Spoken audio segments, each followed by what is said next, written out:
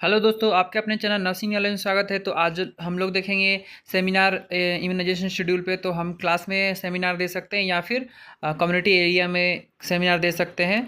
तो वहाँ पे देखेंगे कैसे देना है। टॉपिक अपने हिसाब से प्रिपेयर करना होता है, इसमें कोई लिमिटेशन नहीं होता कि आपको ये करना है, बट पूरा टॉपिक आपको कवर करना होता है सेमिनार में। मेन मोटिव ये होता है कि सारे नॉलेजेस उसके रिलेटिव रिगार्डिंग्स दे दिया जाए जितने भी लोग वहाँ पे हैं उनको। तो चलिए वीडियो को स्टार्ट करते हैं। जैसे कि देख सकते हैं यहाँ पे है, स्टार्टिंग कर रहे हैं गुड मॉर्निंग से और अपना नाम देना है। My name is Pritam Kumar, I am third year GNM student. Today I am honour to present the topic immunisation. ये सब अपने बारे में इंट्रोडक्शन देना है। उसके बाद फिर क्या इम्यूनाइजेशन शेड्यूल जो है उसके बारे में टॉपिक के रिगार्डिंग देना है, आपको क्या कर रहे हो उसका। और फिर क्या क्या टॉपिक कवर कर रहे हो, इसमें इसमें कौन कौन सा कवर कर रहे हो टॉपिक, ये यहाँ पे मेंशन है। मेनली इतना चीज़ को आपको बताना है। इसमें और भी सारा चीज़ छोटे छोटा है जो मेंशन नहीं करा हुआ है, बट आपको सुपरफिशियली एक बार बता देना है कि ये चीज़ अपन लोग देखेंगे। तो नेक्स्ट जो है वो देखते हैं इम्यूनाइजेशन। यहाँ पे इम्यूनाइजेशन लिखा हुआ है, यहाँ पे इम्यूनाइजेशन लिखा हुआ है, वो PDF बनाने में कट गया है ऊपर में।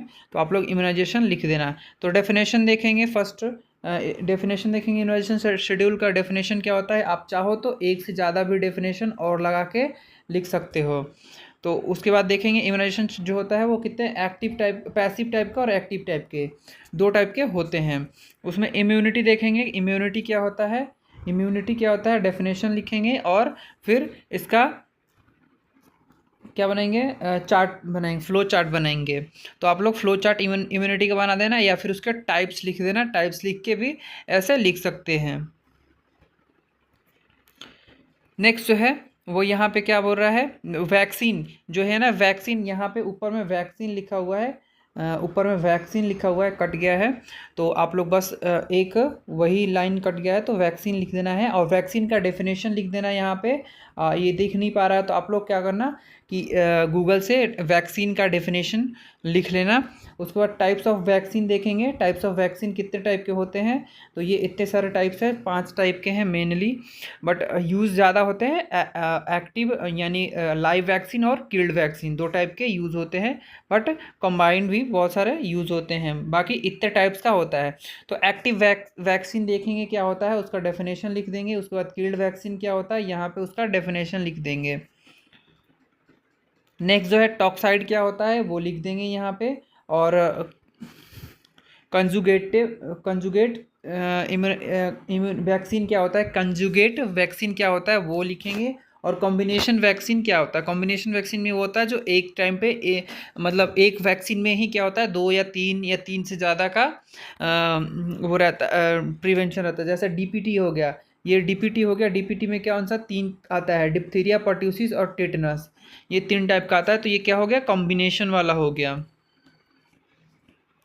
नेक्स्ट जो है इम्यूनोग्लोबुलिन क्या होता है, वहाँ पे डेफिनेशन लिखेंगे और उसके बारे में लिखेंगे और टाइप्स लिख देंगे। इम्यूनोग्लोबुलिन कितने टाइप्स के होते हैं ये यहाँ पे। उसके बाद कोल्ड चेन के बारे में ब्रीफली करेंगे, क्योंकि कोल्ड चेन बहुत इंपॉर्टेंट है इम्यूनाइजेशन में, वैक्सीनेशन में, क्योंकि यही जो है वो क्या करता है, हमारे वैक्सीन को सेफली एक जगह से दूसरी जगह एक जगह से दूसरी जगह ट्रांसफ़र करने में सेफली होता है, ताकि वो उसका इफ़ेक्टिवनेस बना रहे। तो ये यहाँ पे डीप में डिटेल्स में बताना बहुत ज़रूरी है। तो कोल्ड चेन होता क्या है, यहाँ पे पहले इंट्रोडक्शन वो हो चुका है। उसके बाद उसमें कौन कौन सा स्टेजेस होते हैं वो स्टेजेस यहाँ पे लिख देंगे। स्टेजेस के बाद अब कोल्ड चेन में आएगा। कोल्ड चेन जैसे फ्रीज यहाँ पे बना हुआ है, आप लोग इससे भी अच्छा चाहो तो बना सकते हो, फ्रीज, रेफ्रिजरेटर। उसके बाद कोल्ड चेन में इक्विपमेंट्स क्या क्या होते हैं, यहाँ पे इक्विपमेंट्स देखेंगे और मेंशन करेंगे और उसको भी डिटेल्स में डील करेंगे। नेक्स्ट जो है refrigerated truck and insulated vaccine van क्या होता है, यहाँ पे डिटेल्स में आपको लिख देना है पूरा।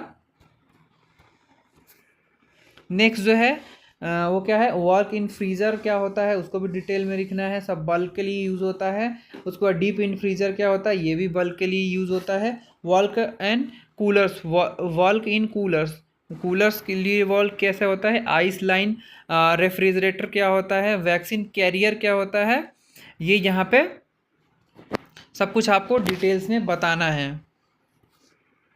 नेक्स्ट जो है वो हीट एंड टेम्परेचर, मतलब हीट और कोल्ड से कैसे इसका सेंसिटिविटी है होता है, डिफरेंस टाइप के जो वैक्सीन होते हैं उनको यहाँ पे बताना है। जैसे हीट एंड लाइट से कौन कौन सा होता है, और हीट एंड लाइट से किसको एक्सपोजर होता है उसको यहाँ पे बताना है। तो BCG का किसका होता है, relatively heat stable but sensitive to light. Light से क्या होता है, सेंसिटिव होता है बट हीट से ज़्यादा नहीं होता है, बट होता है बट उतना नहीं होता, यहाँ पे मेंशन किया हुआ है। OPV का भी वही बता देना है आपको, मीजल्स का भी बता देना है। जहाँ डैश लगा हुआ है मतलब कि ये ज़्यादा उससे रिएक्ट नहीं करता है, मीजल्स का भी बता देना है। फ्रीज सेंसिटिविटी कौन कौन सा होता है वो यहाँ पे बताना है। DPT हेपेटाइटिस B का होता है वैक्सीन, DT का और TT का, ये सब जो होता है वो फ्रीज से सेंसिटिव होता है। उसके बाद वैक्सीन का वॉयल जो होता है वो मॉनिटर करेंगे, वैक्सीन का वॉयल जो होता है वो मॉनिटर करेंगे, एक्सपायरी डेट चेक करेंगे, हीट से कैसा वो कर रहा है, हीट से वो कहीं ज़्यादा हीट से वो क्या सेंसिटिविटी तो नहीं, उसको टेम्परेचर कितना मेंटेन करके रखना है वो वहाँ पर मोबाइल पे मेंशन रहता है। उसके बाद नर्सिंग रिस्पॉन्सिबिलिटी जो होता है, ये अपन का नर्सिंग रिस्पॉन्सिबिलिटी आपको यहाँ पे मेंशन करना है। जैसे कि देख सकते हो आप यहाँ पे नर्सिंग रिस्पॉन्सिबिलिटी है।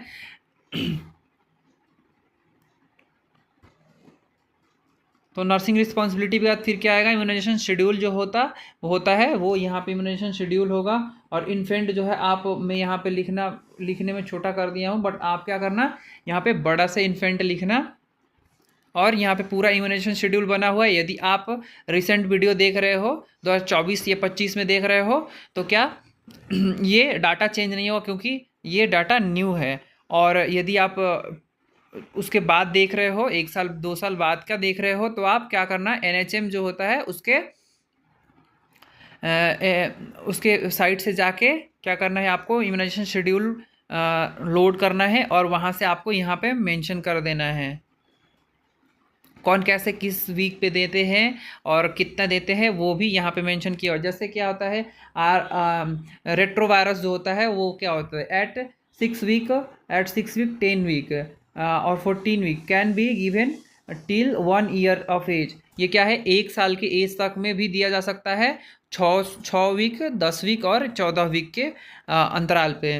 वैसे ही आगे भी है, जैसे कि ये देख सकते हो, जापानीज़ इंसेफेलाइटिस विटामिन A का डोज हो गया, फिर वो इन्फेंट का ख़त्म हो गया। उसके बाद चिल्ड्रेन में आ जाएंगे, तो चिल्ड्रेन में कौन कौन सा होता है यहाँ पे भी देखेंगे। अब चिल्ड्रेन में क्या होता है, ज़्यादातर मोस्टली बूस्टर ही डोज लगता है।